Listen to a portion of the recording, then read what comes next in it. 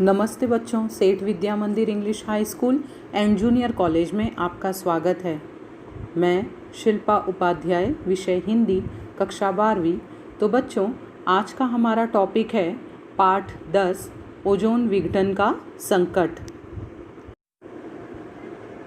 Ozone विघटन का संकट, इस पाठ के लेखक डॉक्टर कृष्ण कुमार मिश्र जी हैं। ओजोन विघटन का संकट एक वैज्ञानिक लेख है। यह विज्ञान पर आधारित है। तो बच्चों, यह पाठ जो हम पढ़ेंगे, ओजोन विघटन का संकट एक विश्वव्यापी समस्या बनी हुई है और आज की युवा पीढ़ी को इस समस्या से अवगत कराने के लिए ही इस पाठ को शामिल किया गया है। तो चलिए बच्चों, अब हम लेखक परिचय जान लेते हैं।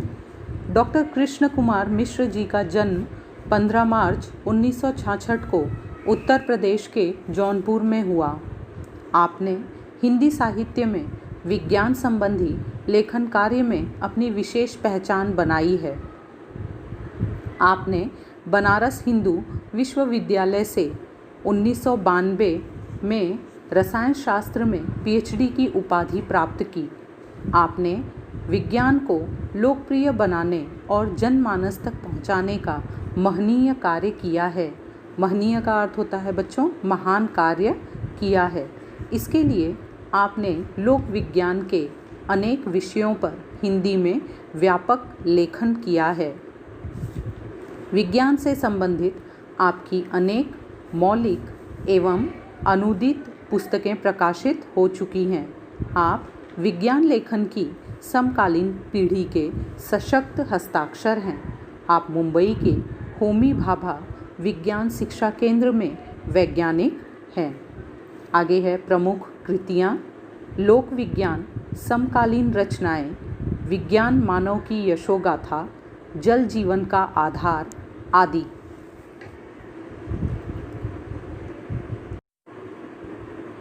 विधा परिचय: प्रस्तुत पाठ विज्ञान संबंधी लेख हैं।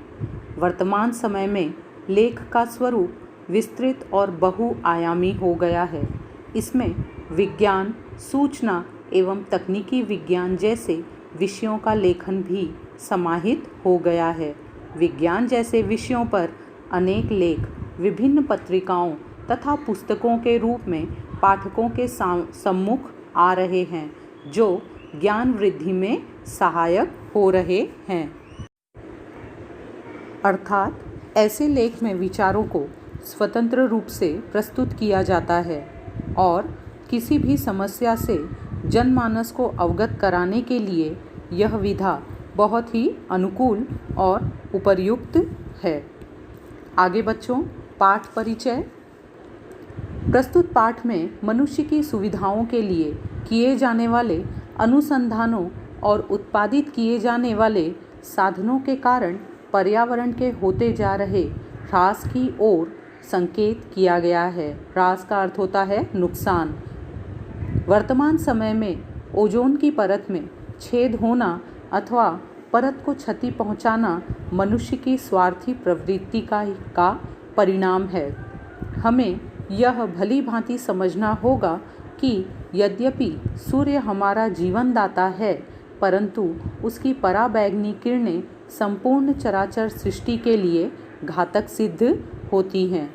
अतः आज यह आवश्यक है कि ओजोन के विघटन को रोकने का हम संकल्प करें और मानव जाति को इस संकट से उबारें। तो बच्चों, इस पाठ में यह बताया गया है कि वायुमंडल में ओजोन नामक एक गैस है। ओजोन की परत काफ़ी मात्रा में छिजने से एक बड़ा छिद्र हो गया है।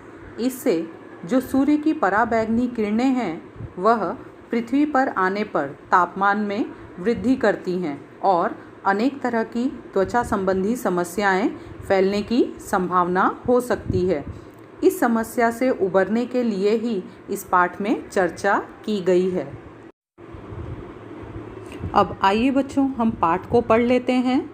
वर्तमान युग विज्ञान और प्रौद्योगिकी का युग है। दुनिया में भौतिक विकास हासिल कर लेने की होड़ मची है। होड़, स्पर्धा। विज्ञान की इस होड़ दौड़ में जाने अनजाने हमने अनेक विसंगतियों को जन्म दिया है। विसंगतियों यानी बुराइयों को जन्म दिया है। कहने का अर्थ है कि हमारा यह युग विज्ञान यानी साइंस और प्रौद्योगिकी यानी टेक्नोलॉजी जिसमें हम जी रहे हैं, यह विज्ञान और तकनीकी पर आधारित है।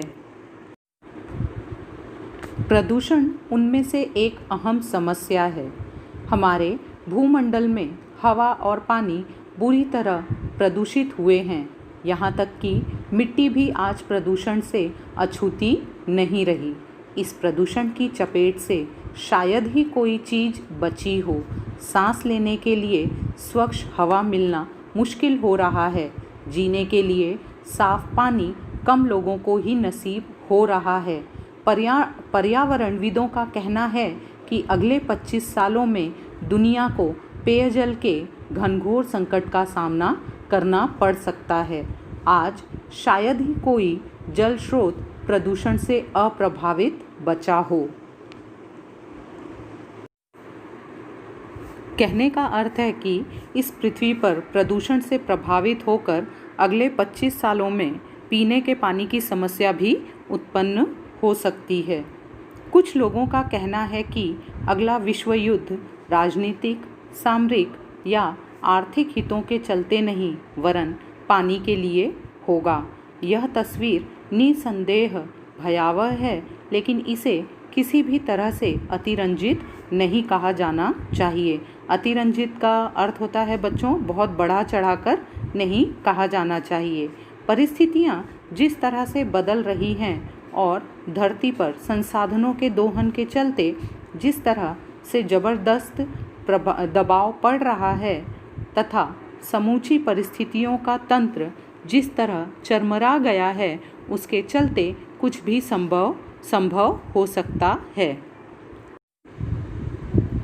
कहने का अर्थ है कि कुछ लोगों का मानना है आने वाले समय में पेयजल का अर्थ होता है पीने के पानी की समस्या हो सकती है और उस पानी के स्रोतों को हथियाने या पाने के लिए विश्व युद्ध होने की संभावना भी हो सकती है। फिलहाल यहाँ हम पर्यावरणीय प्रदूषण के सिर्फ एक पहलू की चर्चा कर रहे हैं और वह है ओजोन विघटन का संकट। पिछले कई वर्षों से पूरी दुनिया में इसकी चर्चा हो रही है तथा इसे लेकर खासी चिंता व्यक्त की जा रही है। आखिर यह सवाल समूची मानव सभ्यता के अस्तित्व का है। प्रश्न उठता है कि ओजोन है क्या, यह कहाँ स्थित है और उसकी उपयोगिता क्या है, इसका विघटन क्यों और कैसे हो रहा है, ओजोन विघटन के खतरे क्या क्या हैं और यदि ये खतरे एक हकीकत हैं तो इस दिशा में हम कितने गंभीर हैं और इससे निपटने के लिए यानी इसके उपाय के लिए क्या कुछ एहतियाती कदम उठा रहे हैं। तो सबसे पहले हम बच्चों जानेंगे कि ओजोन क्या है। ओजोन एक गैस है जो ऑक्सीजन के 3 परमाणुओं से मिलकर बनी होती है, यानी कि O3। यह गैस नीले रंग की होती है और प्रकृति में तीक्ष्ण और विषैली होती है। तीक्ष्ण यानी तेज, विषैली यानी जहरीली। यह मानव स्वास्थ्य के लिए हानिकारक होती है और श्वसन नलिका में जाने पर जलन पैदा करती है, लेकिन वायुमंडल में मौजूद यही गैस हमारी रक्षा भी करती है। यह वह ओजोन गैस है जिसकी वजह से धरती पर जीवन फल फूल सका है। धरती पर जीवन के अस्तित्व का श्रेय एक तरह से ओजोन को ही जाता है, क्योंकि ओजोन हमारे वायुमंडल में ऐसे स्थित है जैसे सूर्य के गर्मी को अवशोषित करके उसे पृथ्वी पर छनकर आने देता है। अर्थात पराबैंगनी किरणें पृथ्वी पर छनकर आती हैं, जिससे हमें गर्मी नियंत्रित रूप में मिलती है। इसलिए खतरनाक अल्ट्रावायलेट रेस पराबैंगनी किरणें हैं वह सीधे पृथ्वी तक नहीं पहुंच पाती हैं। तो अब हम जानेंगे ओजोन कहाँ स्थित है। ओजोन गैस धरती के वायुमंडल में 15 से 20 किलोमीटर की ऊंचाई तक पाई जाती है। वायुमंडल का यह क्षेत्र स्ट्रेटोस्फियर कहलाता है। ओजोन की सबसे ज़्यादा सांद्रता धरती से 25 किलोमीटर की ऊंचाई पर होती है। ओजोन गैस हमारे वायुमंडल में पाई जाती है। ओजोन हमारे लिए उपयोगी क्यों है, इसके बारे में जानेंगे। जैसा कि हम जानते हैं कि सौर विकिरण में तमाम तरह की किरणें होती हैं। ओजोन हमारे लिए कार्य करती है। जो सूर्य की किरणें हैं उनमें भी अनेक तरह की किरणें होती हैं। इनमें दृश्य प्रकाश, अवरक्त किरणें और पराबैंगनी किरणें होती हैं। पराबैंगनी किरणें अल्प तरंगदैर्घ्य की किरणें होती हैं। तरंगदैर्घ्य तरंग की लंबाई। ये किरणें काफ़ी घातक होती हैं क्योंकि इनमें ऊर्जा बहुत ज़्यादा होती है। घातक यानी खतरनाक होती हैं, ऊर्जा यानी इसमें गर्मी ऊष्मा बहुत ज़्यादा होती है। हमारे वायुमंडल में मौजूद ओजोन बाह्य अंतरिक्ष से आने वाली पराबैंगनी किरणों को अवशोषित कर लेती हैं और उन्हें धरती तक आने नहीं देती। यदि ये किरणें बेरोक-टोक धरती की सतह तक चली आएँ तो इंसान के साथ ही जीवमंडल के तमाम दूसरे जीव जंतुओं को भारी नुकसान हो सकता है। इन पराबैंगनी किरणों से मनुष्य में त्वचा के कैंसर से लेकर दूसरे अनेक तरह के रोग हो सकते हैं। जिस तरह रोज़मर्रा के जीवन में सामान्य छतरी धूप और बरसात से हमारा बचाव करती है, उसी तरह वायुमंडल में स्थित ओजोन की परत हमें घातक किरणों से बचाती है। इसलिए प्रायः इसे ओजोन छतरी के नाम से भी पुकारते हैं। सभ्यता के आदिम काल से यह छतरी जीव जंतुओं और पेड़ पौधों की रक्षा करती रही है। आदिम काल का अर्थ है प्राचीन काल से, पुराने काल से, और उसके तले सभ्यता फलती फूलती रही है। इस प्रकार हमने देखा ओजोन हमारे लिए किस तरह उपयोगी है। इस धरती पर यदि जीवन संभव है तो ओजोन के कारण ही है। विकास की अंधी दौड़ में हमने संसाधनों का अंधाधुंध इस्तेमाल किया है। इस दौरान हमें इस बात का ध्यान प्रायः कम ही रहा है कि इसका दुष्प्रभाव क्या होगा। दुष्प्रभाव यानी इसका विपरीत परिणाम हमारे जीवन पर क्या हो सकता है। आज परिणाम हम सबके सामने है। हमारे कारनामों से प्राकृतिक संतुलन चरमरा गया है। भूमंडल पर शायद ही ऐसी कोई चीज़ शेष हो जो हमारे क्रियाकलापों से प्रभावित ना हुई हो।